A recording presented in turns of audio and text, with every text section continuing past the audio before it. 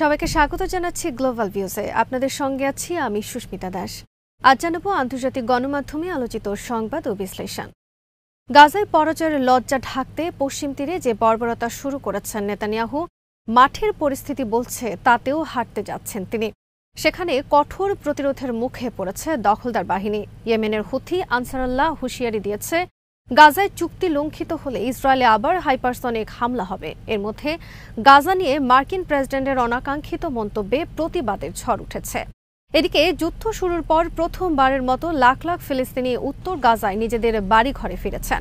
ধ্বংসস্তূপের মধ্যেও স্বজনদের সঙ্গে মিলিত হওয়ার আনন্দে উদ্বেলিত হচ্ছেন তারা। ফিলিস্তিনি প্রতিরোধ সংগঠনগুলো রোববার জানিয়েছে, ইসরায়েলি আগ্রাসন থেকে পশ্চিম তীরের জেনিনকে রক্ষায় তীব্র প্রতিরোধ গড়ে তুলেছেন তারা। আল-কুদস ব্রিগেডসের জেনিন ব্রিগেডস জানিয়েছে, রাউন্ড অ্যাবাউট অক্ষে ইসরায়েলি সামরিক যানগুলোর সারিতে ইম্প্রোভাইজড এক্সপ্লোসিভ ডিভাইস বা আইইডির বিস্ফোরণ ঘটিয়েছেন তাদের যোদ্ধারা। এতে দখলদার সেনাদের মধ্যে নিশ্চিত হতাহতের ঘটনা ঘটে। সিনেমা ইন্টারসেকশনে সামরিক যানগুলোকে লক্ষ্য করে আরেকটি আইইডির বিস্ফোরণ ঘটানো হয়। হামাসের আল কাসাম ব্রিগেডস, ইসলামিক জিহাদের আল-কুদস ব্রিগেডস ও আল-আকসা মার্টার্স ব্রিগেডসের যোদ্ধারা বেশ কয়েকদিন ধরে জেনিনে বিস্তৃত ইসরায়েলি সামরিক অভিযান দৃঢ়তার সঙ্গে মোকাবেলা করে চলেছেন। আল-আকসা মার্টার্স ব্রিগেডস রোববার জানিয়েছে, তাদের যোদ্ধারা জেনিনের বিভিন্ন স্থানে এক্সপ্লোসিভ ডিভাইস পেতে অগ্রসরমান ইসরায়েলি বাহিনীর মোকাবেলা করছেন। এদিকে দখলদার বাহিনী গত 15 মাস ধরে হামলার শিকার জেনিনের বেসামরিক অবকাঠামো, সাধারণ মানুষের গাড়ি ও সম্পদ ধ্বংস করা অব্যাহত রেখেছে। জেনিন শরণার্থী শিবিরের আল দামাজ ও আল বাশার এলাকার 20টি বাড়ি এরই মধ্যে ধ্বংস করা হয়েছে। বেইত লাহিয়ার পার্শ্ববর্তী নামানের 45টি বাড়ি ধ্বংস করা হবে বলে বাসিন্দাদের জানিয়ে দিয়েছে ইসরায়েল। গত সপ্তাহে গাজায় যুদ্ধবিরতি কার্যকর হওয়ার পর থেকে জেনিনে 2.5 বছর বয়সী এক শিশুসহ কমপক্ষে 14 জন ফিলিস্তিনি নিহত হন। বিশ্লেষকরা বলছেন, গাজায় পরাজয়ের লজ্জা ঢাকতে উল্লেখযোগ্য কারণ ছাড়াই পশ্চিম তীরে হামলা চালিয়ে যাচ্ছে ইসরায়েল। ইসরায়েল যুদ্ধবিরতি চুক্তি লঙ্ঘন করে অবরুদ্ধ গাজা উপত্যকার উপর আবার পাশবিক গণহত্যা শুরু করলে ইয়েমেনের যোদ্ধারা আবার ইসরায়েলি লক্ষ্যবস্তুগুলোতে হামলা শুরু করবে বলে হুঁশিয়ারি দিয়েছেন হুথি আনসারুল্লাহ আন্দোলনের নেতা আব্দুল মালিক আল হুথি। তিনি রোববার রাজধানী সানা থেকে টেলিভিশন ভাষণে এই হুঁশিয়ারি উচ্চারণ করেন। ইহুদিবাদী বাহিনী যখন গাজা যুদ্ধবিরতি লঙ্ঘন করে অধিকৃত পশ্চিম তীরের জেনিন শহরে বড় ধরনের সামরিক অভিযান চালাচ্ছে, তখন হুথি এই হুমকি দিলেন।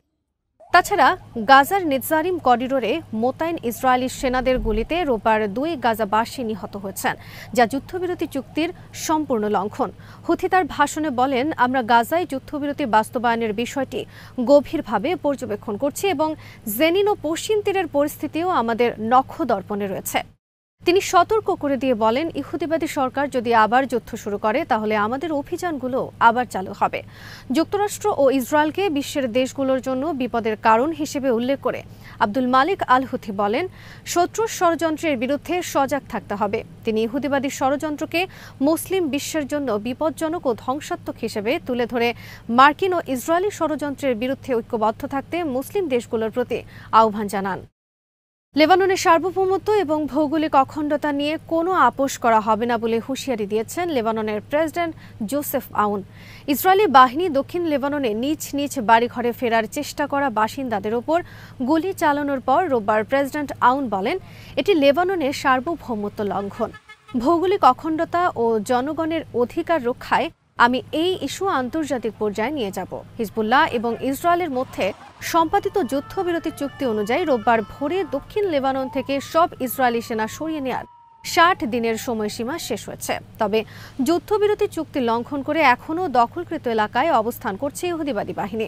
এর মধ্যেই সীমান্তবর্তী নিজ শহর ও গ্রামে ফিরে আসার চেষ্টা করা লোকজনের ওপর গুলি চালান তারা। এতে অন্তত 22 জন নিহত এবং 124 জন আহত হন। তাছাড়া সীমান্তবর্তী শহর হুলা থেকে 2 লেবানিজ নাগরিককে অপহরণ, হায়ান গ্রামের বাসিন্দাদের লক্ষ্য করে ড্রোন হামলা এবং হুলা মাস্তাল সিলম সাকরা এলাকায় লেবানিজ নাগরিকদের বিক্ষোভ সমাবেশে ড্রোন থেকে সাউন্ড গ্রেনেড নিক্ষেপ করা হয় বলে জানা গেছে।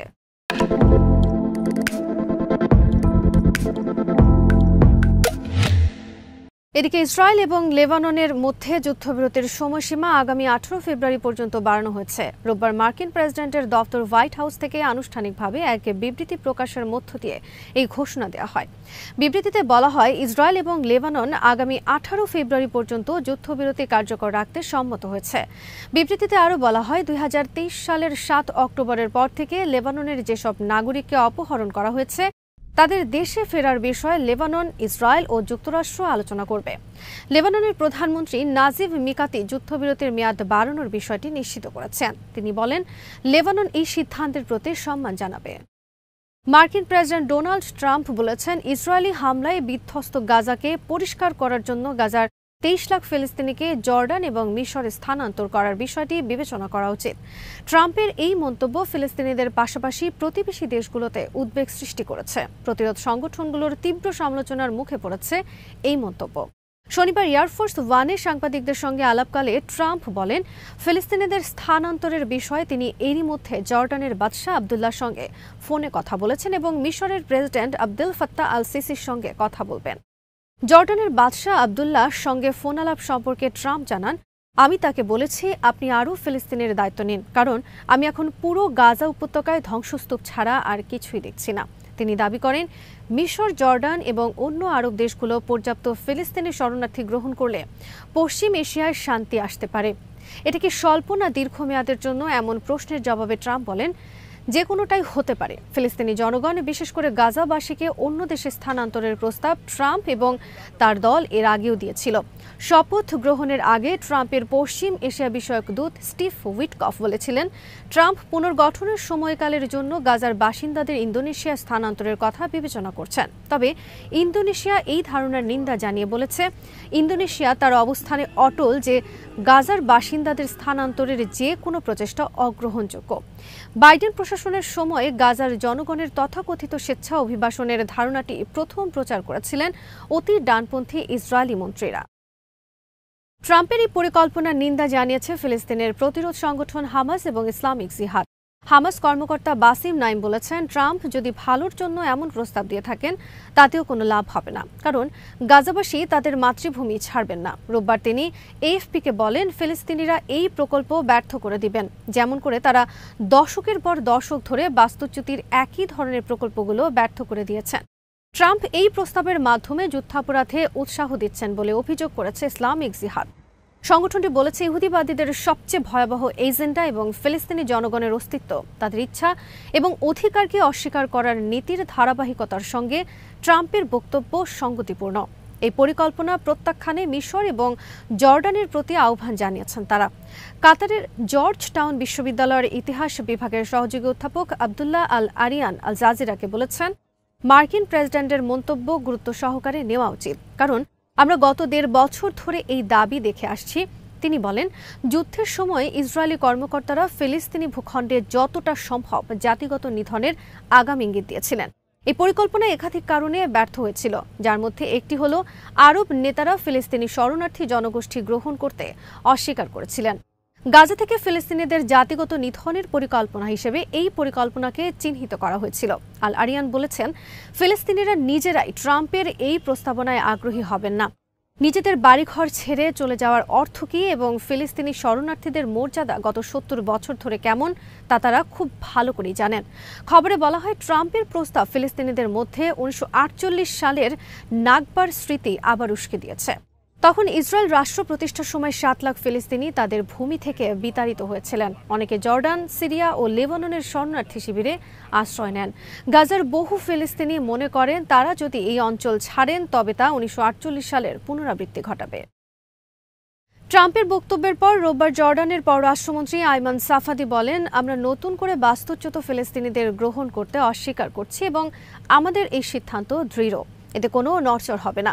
জর্ডানের ভূখণ্ড জর্ডানের নাগরিকদের জন্য নির্ধারিত, আর ফিলিস্তিনিদের জন্য ফিলিস্তিনের ভূখণ্ড। জর্ডানের প্রধান বিরোধী দল ইসলামিক অ্যাকশন ফ্রন্ট পার্টির আইন প্রণেতা সালেহ আল আরমৌতি বলেন, ট্রাম্পের প্রস্তাব জর্ডানের সার্বভৌমত্ব লঙ্ঘন ও যুদ্ধ ঘোষণার সমতুল্য।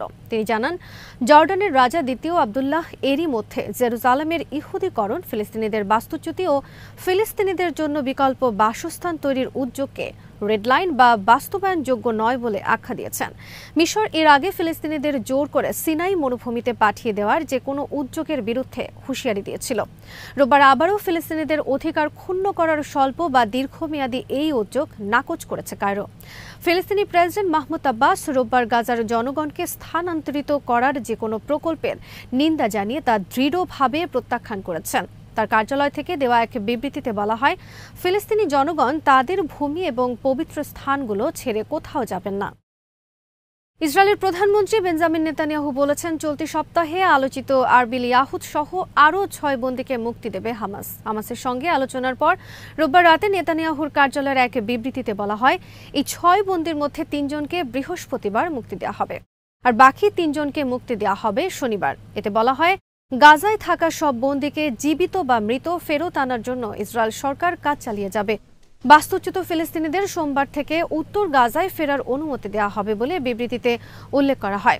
রোববার যুদ্ধবিরতি চুক্তির মধ্যস্থতাকারী দেশ কাতারের পররাষ্ট্র মন্ত্রণালয় বলেছে, বাস্তুচ্যুত ফিলিস্তিনিরা সোমবার সকাল থেকে উত্তর গাজায় ফিরতে পারবেন। এদিকে ইসলামিক জিহাদের উপ মহাসচিব মোহাম্মদ আল হিন্দি বলেছেন, আরবিল ইয়াহুদের মুক্তির বিষয়ে একটি সমঝোতা হয়েছে। তিনি আল জাজিরাকে নিশ্চিত করেন, 30 ফিলিস্তিনি বন্দীর মুক্তির বিনিময়ে শনিবারের আগে ইয়াহুদের মুক্তির বিষয়ে সম্মতি দিয়েছে তার সংগঠন। তিনি জানান, মধ্যস্থতা প্রক্রিয়া সহজতর করা এবং ইসরায়েলের হাতে ছুতো তুলে দেওয়া এড়াতে এই সমঝোতায় আসেন তারা।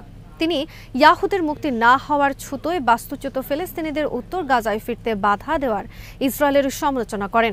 এর আগে আরবিল ইয়াহুদকে বেসামরিক উল্লেখ করে তাকে মুক্তি না দেওয়ায় যুদ্ধবিরতি লঙ্ঘনের অভিযোগ এনে বাস্তুচ্যুত ফিলিস্তিনিদের বাড়ি ঘরে প্রত্যাবর্তনে প্রতিবন্ধকতা তৈরি করে ইসরায়েল। প্রতিরোধ সূত্রগুলো বলেছে, সন্দেহজনক পরিচয়ের ইয়াহুদ আসলে সামরিক প্রশিক্ষণধারী, এজন্য তার মুক্তি বিলম্বিত হয়।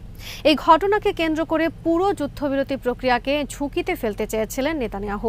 অনেকে বলছেন, আরবিল ইয়াহুদের মুক্তিকে অগ্রাধিকার দিয়ে প্রধানমন্ত্রী নেতানিয়াহু গাজা যুদ্ধে তার পরাজয়ের চাপ কমানোর চেষ্টা করেছেন।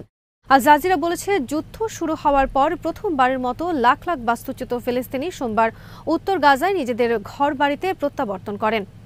ঘরে ফেরা এবং প্রিয়জনদের সঙ্গে মিলিত হওয়ার আনন্দে উদ্বেলিত ছিলেন তারা। আজ এখানে শেষ করছি। সবাই ভালো থাকুন, সুস্থ থাকুন আর দেখতে থাকুন বিডি ভিউজ। চ্যানেলটি ভালো লাগলে সাবস্ক্রাইব করুন। সংযুক্ত থাকুন আমাদের ফেসবুক পেজে।